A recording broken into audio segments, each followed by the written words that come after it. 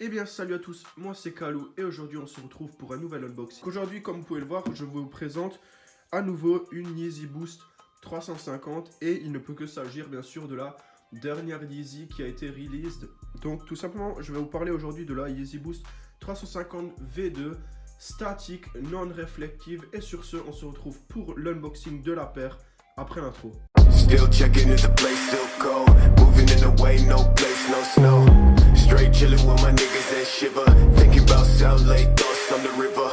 Et donc voilà, comme annoncé précédemment, donc je vais aujourd'hui vous parler de la Yeezy Boost statique dans sa version non réflective. Je rappelle d'ailleurs que la version réflective qui était parue le 26 décembre exclusivement sur Yeezy Supply, donc le site de la marque de Kanye West, était limitée à 5000 paires et affichait un retail équivalent à celle-ci, c'est-à-dire 220 a priori si je dis pas de bêtises, et se revend aujourd'hui autour des 400 €. Celle-ci, donc la non réflective, donc celle qui n'a pas le upper en 3M, est a priori limitée pour l'Europe, il me semble, à 39 000 paires. C'est 39 000 paires Europe, je le précise.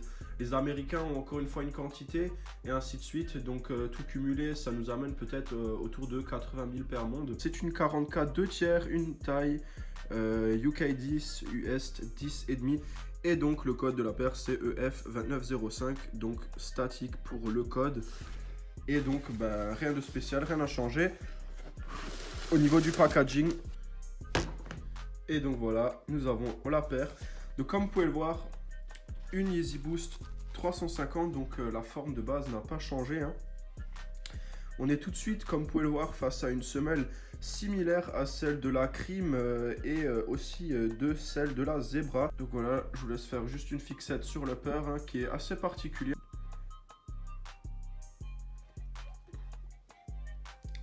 Donc déjà, comme vous pouvez le constater, la paire a vraiment un maillage assez spécial qui est plutôt space pour une Yeezy. Quand on connaît le zébrage classique, donc avec tous les traits qui vont dans ce sens et qui se rejoignent au milieu là.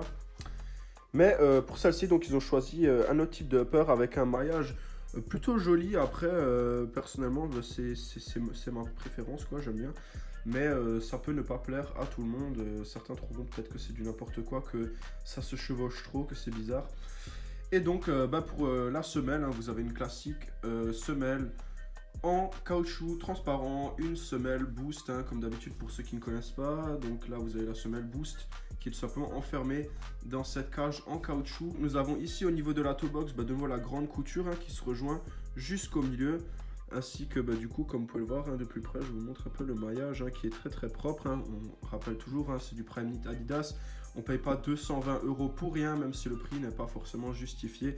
Et bien sûr, la grande nouveauté de cette édition statique. Donc d'ailleurs, la Yeezy 700 a également eu sa sortie statique. Je vous l'affiche maintenant. Donc là, vous la voyez en modèle statique. Et donc, la grande nouveauté de cette paire, je pense que vous le voyez de vos propres yeux. Et tout simplement, c'est ceci. Voilà. Donc, le maillage sur le côté est transparent. Donc, ça vous permet de porter des chaussettes un peu particulières et de donner une touche personnelle à la paire lorsque vous la portez avec une tenue. Vous mettez des chaussettes jaunes, on verra un trait jaune. Vous mettez des chaussettes rouges, on verra un trait rouge. Donc c'est aussi simple que ça. Du coup c'est peut-être pour ça que la paire est aussi très basique au niveau du coloris, pour pas qu'il y ait trop de couleurs qui se chevauchent. Donc vous avez un blanc cassé mélangé avec un peu de gris. Ce motif que vous voyez ici, ça c'est rien de nouveau. En fait toutes les Yeezy l'ont, sauf que vu que d'habitude c'est pas transparent, on ne le voit pas. Mais a priori à l'intérieur, si vous regardez vos Yeezy de l'intérieur, vous verrez que ces patchs là par exemple ils sont aussi. Normalement l'intérieur de la Yeezy elle-même n'a pas changé. Vous avez bien sûr une semelle grise blanche Adidas Yeezy et bien sûr les classiques 3 bandes Adidas, donc que vous voyez ici, qui sont réfléchissantes lorsqu'on les passe au flash, sont réfléchissantes, le tissu très très propre. Et bien sûr la particularité de celle-ci, les lacets sont en 3M, je pense que ça se voit très très bien. Donc c'est très très joli, moi je trouve que c'est simple et pourtant je préfère ça vraiment à la 3M réflective, même si la 3M est réflective qui a tout le upper en 3M et qui brille.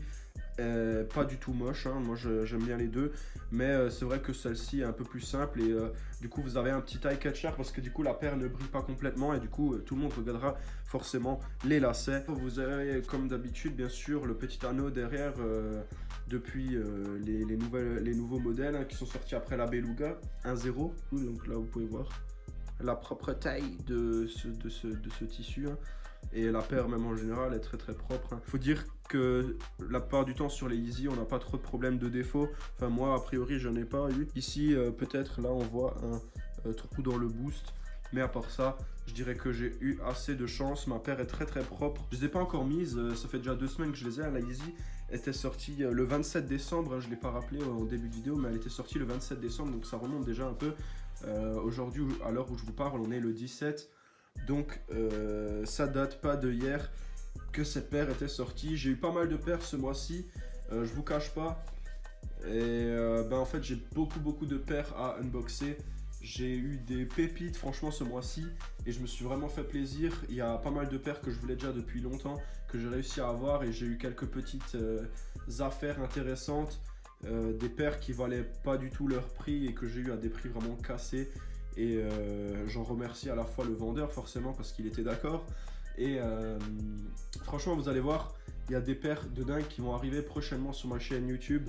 Et je pense que vous ne serez pas déçus. Yeezy, de toute façon, c'est toujours comme ça. On aime ou on n'aime pas. Il y a des gens qui n'aiment pas du tout la forme en général de la paire. Hein. Moi, personnellement, ça va. Avec un petit jogging, ça passe. Après, maintenant, avec un pantalon, un jean à coupe droite, par exemple, je ne mettrais ça pas du tout. Mais bon. Donc, personnellement, je me fais plus chier à attendre sur le site d'Adidas.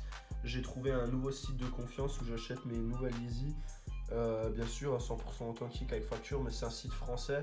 Et c'est vrai qu'il n'y a pas de liste d'attente, vous n'avez pas de rafle ni rien, vous allez dedans, vous copez votre paire si vous êtes assez rapide. Donc celle-là par exemple je les cope chez Size, mais d'habitude j'ai un autre site pour coper les Yeezy depuis qu'elles sont un peu moins rares.